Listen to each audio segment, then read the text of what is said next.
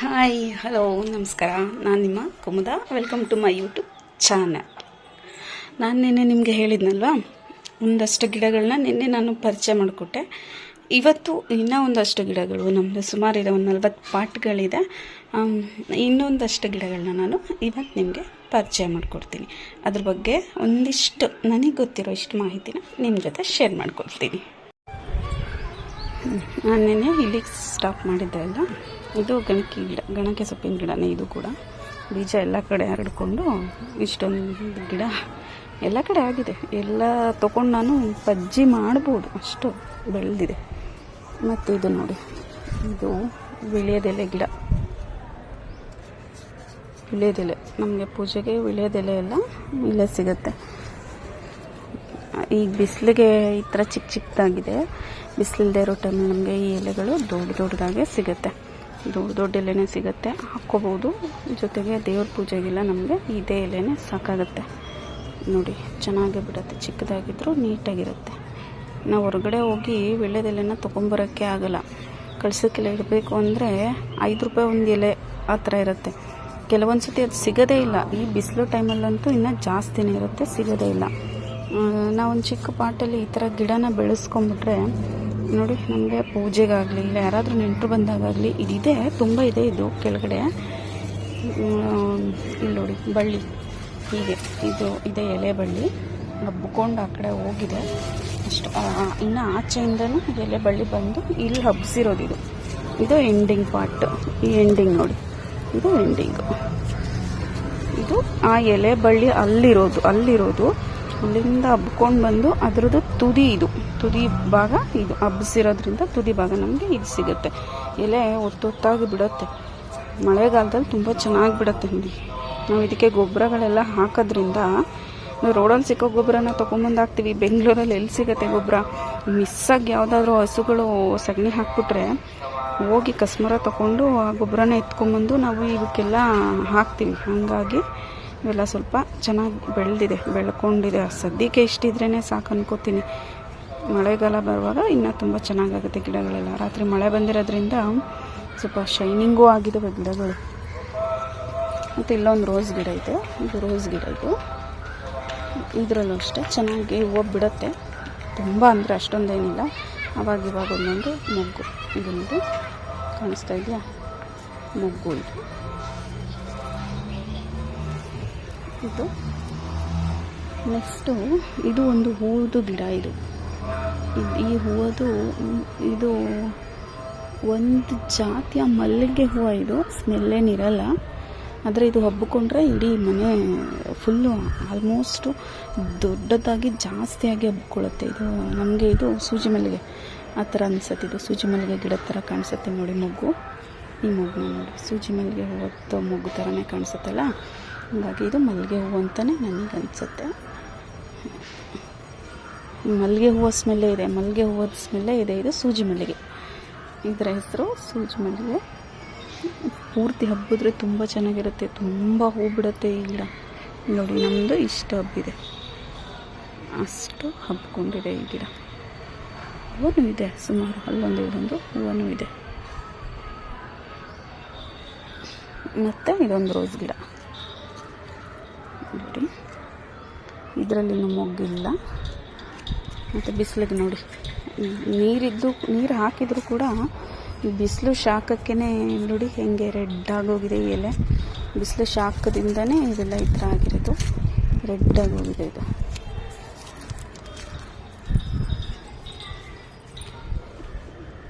ಮತ್ತು ಇದು ನೋಡಿ, ಕೆಂಪು ಕಣಗಿಲೆ ಹೂವು. ಇದು ಅಷ್ಟೇ, ಇದರಲ್ಲೂ ತುಂಬ ಹೂವು ಬಿಡುತ್ತೆ. ನಮಗೇನು ಹೂವು ತೊಗೊಳ್ಳೋ ಅವಶ್ಯಕತೆಯೇ ಇರಲ್ಲ. ನೋಡಿ, ದೂರದಿಂದ ತೋರಿಸ್ತೀನಿ ನೋಡಿ, ಎಷ್ಟು ಹೂವು ಇದೆ ನೋಡಿ. ಇನ್ನೂ ತುಂಬ ಹೂವು ಬಿಡುತ್ತೆ.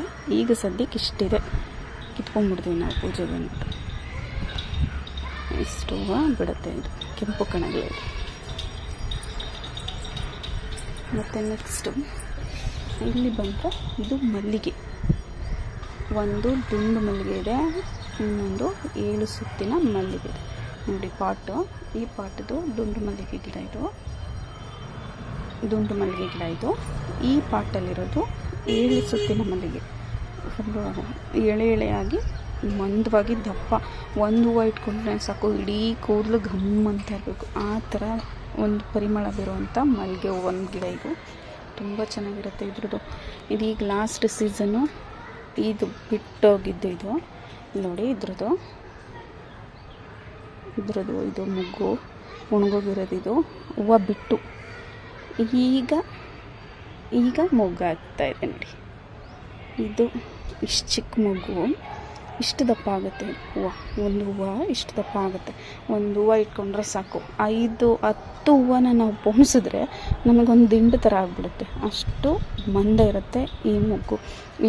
ಈ ಮಲ್ಲಿಗೆ ಹೂವು ಗಿಡದ ಹೂವು, ಈಗ ಸ್ಪೆಷಲಿ ಈ ಗಿಡದ ಹೂವು ಒಂದು ಮೊಗ್ಗೆ ಇಷ್ಟಪ್ಪ, ಒಂದು ಹೂವು ಅರಳಿದ್ರೇ ಇಷ್ಟಪ್ಪ ಬರುತ್ತೆ. ಅದರಲ್ಲಿ 10 ಹೂವನ್ನ ನಾವು ಪೋಣಿಸಿದ್ರೆ ಒಂದು ಇಷ್ಟುದ ದಿಂಡು ಬರುತ್ತೆ ನಮಗೆ. ಆ ದಿಂಡು ನಾವು ಮುಡ್ಕೊಳ್ಳೋ ಥರ ದಿಂಡಾಗುತ್ತೆ. 10 ಹೂವು 15 ಹೂವು ಸೇರಿಸ್ಕೊಂಡು ಮಾಡಿಕೊಂಡ್ರೆ. ಇದೀಗ ಮತ್ತೆ ಸ್ಟಾರ್ಟ್ ಆಗಿದೆ. ಇದು ಹೆಂಗೆ ಅಂದರೆ ಈ ಗಿಡ ಈಗಾಗಲೇ 1 ತಿಂಗಳಿಂದ ಬಿಟ್ಟಿತ್ತು ಹೂವು. 1 ತಿಂಗಳಿಂದ ಬಿಟ್ಟಿತ್ತು, ಈಗ 1 ತಿಂಗಳು ಸ್ಟಾಪ್ ಆಗಿ ಹೋಗಿತ್ತು. ಮತ್ತೀಗ ಸ್ಟಾರ್ಟ್ ಆಗ್ತಾಯಿದೆ. ಮತ್ತೀಗ ಸ್ಟಾರ್ಟ್ ಆದರೆ ಇನ್ನು 15-20 ದಿನ ಅಷ್ಟೇ ಇದು ಹೂವು ಬಿಡೋದು. ಮತ್ತು 1 ತಿಂಗಳು ಸ್ಟಾಪು. ಮತ್ತು ಅದಾದಮೇಲೆ ಮತ್ತೆ 15 ದಿನ, 1 ತಿಂಗಳು ಗ್ಯಾಪಲ್ಲಿ ಹೂವು ಬಿಡುವಂಥ ಮಲ್ಲಿಗೆ ಗಿಡ ಇದು. 1 ತಿಂಗಳು ಗ್ಯಾಪ್ ಕೊಡುತ್ತೆ, 15 ದಿನ ಹೂವು ಬಿಡುತ್ತೆ. ಮತ್ತು 1 ತಿಂಗಳು ಗ್ಯಾಪ್ ಇರುತ್ತೆ, 15 ದಿನ ಹೂವು ಬಿಡುತ್ತೆ. ಆ ಥರದ್ದು ಒಂದು ಸ್ಪೆಷಲ್ ಗುಣ ಇರುವಂಥ ಮಲ್ಲಿಗೆ ಗಿಡ ಇದು. ನೋಡೋಕ್ಕೆ ಖುಷಿಯಾಗುತ್ತೆ ಮಲ್ಲಿಗೆ ಗಿಡನ. ಎಷ್ಟು ಹಸ್ರಾಗಿದೆ ನೋಡಿ. ಕೆಲವೊಂದು ಗಿಡ ಬಿಸಿಲಿದ್ರು ಮಳೆ ಇದ್ದರೂ ಒಂಥರ ಚೆನ್ನಾಗಿರುತ್ತೆ, ಕಳೆಯಾಗಿರುತ್ತೆ. ಕೆಲವೊಂದು ಗಿಡ ಬಾಡೋಗಿರುತ್ತೆ. ಈ ಗಿಡ ತುಂಬ ಚೆನ್ನಾಗಿದೆ ನೋಡಿ, ಎಷ್ಟು ಶೈನಿಂಗ್ ಆಗಿ ಚೆನ್ನಾಗಿದೆ, ತುಂಬ ಚೆನ್ನಾಗಿದೆ ಈ ಗಿಡ. ಮತ್ತು ಇನ್ನೊಂದು ತೋರಿಸ್ತೀನಿ ನಾನು ನಿಮಗೆ. ಅದು ಪಾಲಕ್ ಗಿಡ, ಪಾಲಕ್ ಸೊಪ್ಪಿನ. ಈಗ ನೋಡಿ, ಇದು ನಾವೊಂದು ಟಬ್ಬಲ್ಲಿ ಹಾಕಿರೋದಷ್ಟೇ. ಇದು ಪಾಲಕ್ ಸೊಪ್ಪು. ಇದು ಪೂರ್ತಿ ಗಿಡ ಬೆಳೆದು ನಾವು ಹಾಗೆ ಬಿಟ್ಟು ಆ ಗಿಡ ಹೂವಾಗಿ ಕಾಯಿ ಪುಡಿ ಅದರದ್ದು ಬೀಜ ಕೊಡೋ ಮಟ್ಟದ ತನಕ ಬಿಟ್ಬಿಟ್ಟಿದ್ದೀವಿ ನೋಡಿ. ಅದರದ್ದು ಬೀಜ ಇದು ನೋಡಿ, ತೋರಿಸ್ತೀನಿ ರೀ.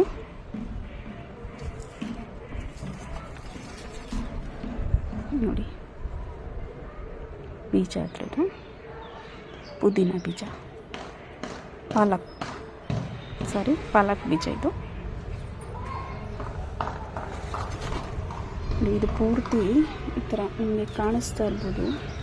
ಈ ಪಾರ್ಟು ಹಸಿರಾಗಿದೆ, ಈ ಪಾರ್ಟು ಕಲರ್ ಚೇಂಜ್ ಆಗಿದೆ, ಒಣಗಿರೋ ಥರ ಮಣ್ಣು ಕಲರ್ ಬಂದಿದೆ, ಮಣ್ಣು ಥರ ಕಲರ್ ಬಂದಿದೆ. ಇದು ಇಷ್ಟ ಆಗಬೇಕು.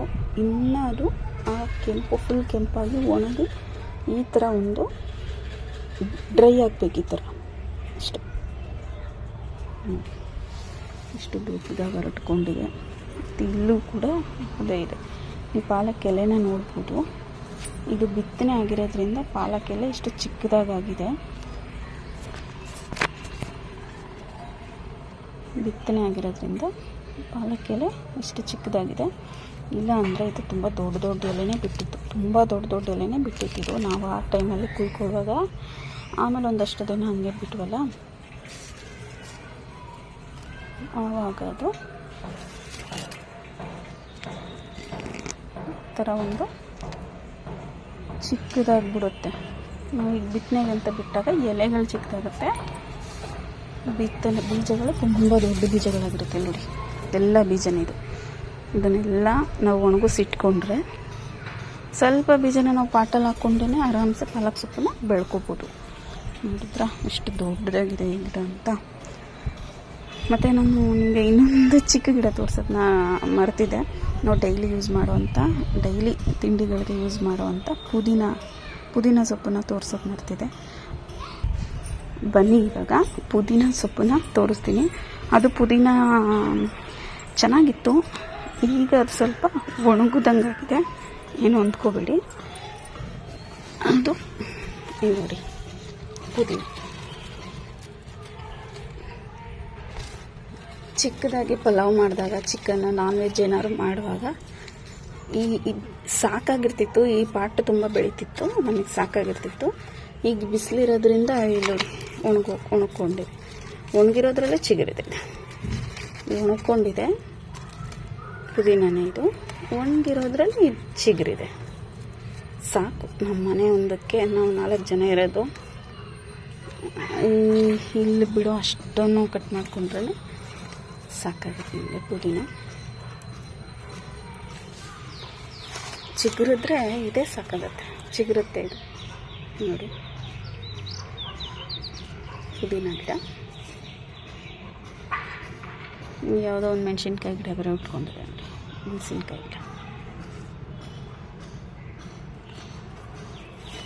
ಕೆಲವೊಂದು ಸರ್ತಿ ಟೀ ಮಾಡುವಾಗಲೂ ಕಿತ್ಬಿಟ್ಟು ಹಾಕ್ಬಿಡ್ತೀನಿ ನಾನು ಸ್ವಲ್ಪ. ಇದು ಒಂದು ಎಲೆ ಇಷ್ಟು ಕಿತ್ತರೆ ಸಾಕು, ಖುಷಿಯಾಗುತ್ತೆ. ಒಂಥರ ಪುದೀನ ಫ್ಲೇವರ್ ಟೀ ಚೆನ್ನಾಗಿರುತ್ತಲ್ಲ, ಹಂಗಾಗಿ. ನೆಕ್ಸ್ಟ್ ನಿಮಗೆ ಮುಂದೆ ಇರೋ ಪಾಟ್ಗಳು ತೋರಿಸ್ತೀನಿ ಬನ್ನಿ. ಇಲ್ಲಿ ಬಂದರೆ ನಿಮಗೆ ನಾನು ಮನಿ ಪ್ಲ್ಯಾಂಟ್ ಹಾಕಿದ್ದೀನಿ. ಮನಿ ಪ್ಲ್ಯಾಂಟ್ ಇದು ನೋಡಿ, ಇದು ಮನಿ ಪ್ಲ್ಯಾಂಟು. ಅದ್ರ ಮಧ್ಯೆ ಒಂದು ತುಳಸಿ ಗಿಡ ಇದೆ ನೋಡಿ, ತುಳಸಿ. ಇದು ತುಳಸಿ ಗಿಡ. ಫಸ್ಟ್ ಇಲ್ಲಿ ಒಂದು ತುಳಸಿ ಗಿಡ ಇತ್ತು, ಅದ್ರ ಜೊತೆ ಮನಿ ಪ್ಲ್ಯಾಂಟ್ ಇತ್ತು. ಅದಾದಮೇಲೆ ಅದು ತುಳಸಿ ಗಿಡ ತುಂಬ ದೊಡ್ಡದಾಗಿ ಸ್ಪ್ರೆಡ್ ಆಗೋಗಿತ್ತು ಅಂತ ಹೇಳಿ ನಾನು ತುಳಸಿ ಗಿಡನ ಕಟ್ ಮಾಡೋಕ್ಕೆ ದೊಡ್ಡದಾಗೈತೆ, ಫುಲ್ ಇಡೀ ಇಷ್ಟಾಗಲ್ಲ ತುಂಬ ತುಳಸಿ ಗಿಡನೇ ಇತ್ತು, ಮರದ ಥರ ಬೆಳ್ಕೊಂಬಿಟ್ಟಿತ್ತು. ಅದನ್ನು ಕಿತ್ತಾಕಿದ್ಮೇಲೆ ಈ ಮನಿ ಪ್ಲ್ಯಾಂಟ್ ಒಂದಾಯಿತು. ಇವಾಗ ಅದು ಅದ್ರದ್ದು ಒಂದು ಚಿಕ್ಕ ಬೀಜ ಇತ್ತೇನು, ಅದು ಬೆಳ್ಕೊಂಡಿದೆ. ತುಳಸಿ ಗಿಡ ಆಗ್ತಾಯಿದೆ, ಚೆನ್ನಾಗಿದೆ ತುಳಸಿ ಗಿಡ. ಇದು ಮನಿ ಪ್ಲ್ಯಾಂಟು ಹಬ್ಸಿದ್ದೀನಿ. ಇಷ್ಟು ಮಾತ್ರ ನೋಡಿ, ಇಷ್ಟು ಮಾತ್ರ ಇದು ಹಬ್ಬಿರೋದು. ಇಲ್ಲಿಂದ ಫುಲ್ ಕಡ್ಡಿ. ಇಲ್ಲಿ ನೋಡಿ ಮೇಲೆ ಚಿಗುರಿದೆ, ಮೇಲಿಂದ ಚಿಗುರುಕೊಂಡಿದೆ. ಚೆನ್ನಾಗಿದೆ, ಫ್ರೆಶ್ ಆಗಿದೆ. ಫ್ರೆಶ್ ಆಗಿ ಪಳ ಹೊಳಿತೈತೆ. ಇಷ್ಟೊಂದು ಪೂರ್ತಿ ಕಡ್ಡಿ ಇದೆ. ಹಿಂದೆಯಿಂದ ತೋರಿಸ್ತೀನಿ ನೋಡಿ. ಅಲ್ಲಿ ಗಿಡ ಇದೆ, ಪಾಟ್ ಇದೆ. ಕಾಲು ಭಾಗ ಮಾತ್ರ ಹಬ್ಬಿದೆ ಅದು ಅಷ್ಟೇ. ಮತ್ತು ಮುಕ್ಕಾಲು ಭಾಗ ಫುಲ್ಲು ಕಡ್ಡಿನೇ ಇದೆ. ಅದ್ರ ಬಳ್ಳಿ ಇದೆ. ಅದ್ರ ಮೇಲೆ ನೋಡಿ ಚಿಗುರಿದೆ. ಈ ಮನಿ ಪ್ಲ್ಯಾಂಟ್ ಇದು. ಅದು ಬಿಟ್ಟರೆ ಇದು ಮನೆ ಮುಂದೆ ಇಟ್ಕೊಂಡಿರೋ ಲೋಳೆ ರಸ. ಇದ್ರದ್ದು ಗುಣಗಳನ್ನ ನೆನ್ನೆ ಹೇಳಿಬಿಟ್ಟಿದ್ದೀನಿ. ಇನ್ನೂ ಇದೆ, ಅದು ಸಪ್ರೇಟಾಗಿ ಒಂದು ವಿಡಿಯೋ ಮಾಡಿ ಹಾಕ್ತೀನಿ. ಮತ್ತು ಇದು ನೋಡಿ ಪತ್ರೆ, ಕಸ್ತೂರಿ ಪತ್ರೆ ಅಂತಾರಲ್ಲ ಅದು.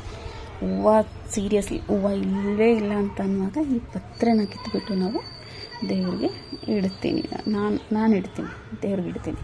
ಚೆನ್ನಾಗಿರುತ್ತೆ. ಇದು ಒಳ್ಳೆ ಪರಿಮಳ ಕೊಡುತ್ತೆ ನಮಗೆ, ಚೆನ್ನಾಗಿರುತ್ತೆ. ಹೂವು ಇಲ್ಲದೆ ಇರುವಾಗ ಏನು ಟೆನ್ಷನ್ ಇಲ್ಲ. ಇದನ್ನು ಕಿತ್ಬಿಟ್ಟಿಡ್ಬೋದು. ಇಲ್ಲಿ ತುಳಸಿ ಇದೆ, ತುಳಸಿ ಗಿಡ. ಮತ್ತಿದೆ ತುಂಬೆ ಹೂವು, ಇಲ್ಲೊಂದಿದೆ ತುಂಬೆ ಹೂವು. ಮತ್ತು ಈಗ ಸ್ಪೆಷಲಿ ಈ ಒಂದು ವಾರದ ಹಿಂದೆ ಮದುವೆ ಆಯಿತು. ಆ ಮದುವೆಯಲ್ಲಿ ಬಂದಿರೋ ಪುಟಾಣಿ 3 ಗಿಡಗಳು, ಅದನ್ನು ತೋರಿಸ್ತೀನಿ ಬನ್ನಿ. ಇದು ನೋಡಿ ದಾಸವಾಳ. ಯಾವ ಕಲರ್ ಅಂತ ಗೊತ್ತಿಲ್ಲ, ಮದುವೆ ಮನೆಯಲ್ಲಿ ಕೊಟ್ಟಿರೋದು ಇದು ದಾಸವಾಳ. ಇದು ಮಲ್ಲಿಗೆ. ಇದ್ರ ಮಲ್ಲಿಗೆ ಹೂವು ಬಿಟ್ಟಾಗ ನಿಮಗೆ ತೋರಿಸ್ತೀನಿ. ತುಂಬ ದೊಡ್ಡದಾಗಿ ಬರುತ್ತೆ ಈ ಮಲ್ಲಿಗೆ ಹೂವು. ಇಷ್ಟು ದೊಡ್ಡ ಎಳೆಯಾಗಿ ಮಲ್ಲಿಗೆ ಹೂವು ತುಂಬ ಸ್ಮೆಲ್ ಇರುತ್ತೆ. ಈ ಸ್ಮೆಲ್ಲು ಈಗ ಬಿಟ್ಟಿದ್ದಾಗಲೇ 3-4 ಹೂವು ಬಿಟ್ಟಿತ್ತು. 4 ಹೂವು ಬಿಟ್ಟಿದ್ದು. ಇದು ಕೂಡ ಇದನ್ನು ಈ ಹೂವು ಒಳಗಡೆಗೆ ಸ್ಮೆಲ್ ಬರ್ತಿರುತ್ತೆ, ಅಷ್ಟು ಚೆನ್ನಾಗಿದೆ. ಇದು ಅಷ್ಟೇ, ಇದು ಮಲ್ಲಿಗೆ ಗಿಡನೇ. ಇದು ನೋಡಿ, ಈಗ ಇದು ಕೂಡ ಇದು ತಂದಾಗಿಂದ ಇದೇನಷ್ಟು ಹೂವು ಬಿಟ್ಟಿಲ್ಲ. ಇದು ಬಿಟ್ಟಿತ್ತು, ಈ ಚಿಕ್ಕ ಗಿಡ ಬಿಟ್ಟಿತ್ತು, ಇದು ಬಿಟ್ಟಿಲ್ಲ. ಇದೀಗ ಮೊಗ್ಗು ಹಾಕಿದೆ ನೋಡಿ. ಈಗ ಮೊಗ್ಗಿರೋದು ಇದು ಪುಟಾಣಿ ಮೊಗ್ಗು ಕಾಣಿಸ್ತಾ ಇದೆಯೇನೋ ಗೊತ್ತಿಲ್ಲ. ನೋಡಿ ಪುಟಾಣಿ ಮೊಗ್ಗು ಈಗ ಬಿಟ್ಟಿದೆ ನೋಡಿ. ಪುಟಾಣಿ ಮೊಗ್ಗು 2, 3, 4, 5, 6 ಮೊಗ್ಗು, 7 ಮೊಗ್ಗು ಬಿಟ್ಟಿದೆ. ಇಷ್ಟು ಚಿಕ್ಕ ಗಿಡ ನೋಡಿ, ಇಷ್ಟೇ ಇರೋದು ಇದು. ನನ್ನ ಕೈಗಿಂತ ಚೂರು ಉದ್ದ ಇದೆ, ಇಷ್ಟೇ ಇರೋದು. 7 ಮೊಗ್ಗನ ಇದು ಬಿಟ್ಟಿದೆ. ಇರಲಿ, ಬೆಳೆಸೋಣ. ನಾನು ಇದನ್ನು ಊರಲ್ಲಿ ತೊಗೊಂಡೋಗಿ ನೆಡಬೇಕು ಅಂತ ಅಂದ್ಕೊಂಡಿದ್ದೆ. ಲಾಸ್ಟ್ ಟೈಮ್ ಊರಿಗೆ ಹೋಗುವಾಗ ಯಾಕೋ ಮನಸ್ಸಾಗಲಿಲ್ಲ, ಇರಲಿ ಇನ್ನು ಸ್ವಲ್ಪ ದಿನ ಇಲ್ಲೇನೆ ಅಂತ ಅನ್ನಿಸ್ತು. ಹಾಗಾಗಿ ಇದನ್ನ ಇಲ್ಲೇ ಬಿಟ್ವಿ. ಇದನ್ನ ಇನ್ನೂ ನಾವು ಪಾಟ್ಗೆ ಹಾಕಿಲ್ಲ. ಇದು ತಂದು ಹೇಗೆ ತಂದಿದ್ವಿ, ಹೇಗೆ ಕೊಟ್ಟಿದ್ರು ಅವರು, ಹಾಗೇ ಇದೆ. ಇನ್ನು ಪಾಟ್ಗೆ ಹಾಕಿಲ್ಲ ಇದನ್ನು. ಪಾಟ್ ತೊಗೊಂಬಂದು ಹಾಕಬೇಕು. ನನಗೆ ಊರಿಗೆ ಇಡಬೇಕು ಅಂತ ಆಸೆ, ಯಾಕಂದರೆ ಇಲ್ಲಿ ಓನರ್ ಬೈತಾರಲ್ಲ, ಅದಕ್ಕೆ. ಖುಷಿ ಆಯಿತಾ ನೋಡಿ. ನನ್ನ ಗಿಡದ್ದು ವ್ಲಾಗ್ ಹೇಗಿತ್ತು ಅಂತ ಕಮೆಂಟ್ ಮಾಡಿ ತಿಳಿಸಿ. ಇನ್ನೂ ಹೆಚ್ಚಿನ ವಿಡಿಯೋಗಳನ್ನ ನಾನು ನಿಮಗೆ ಶೇರ್ ಮಾಡ್ತೀನಿ. Thank you.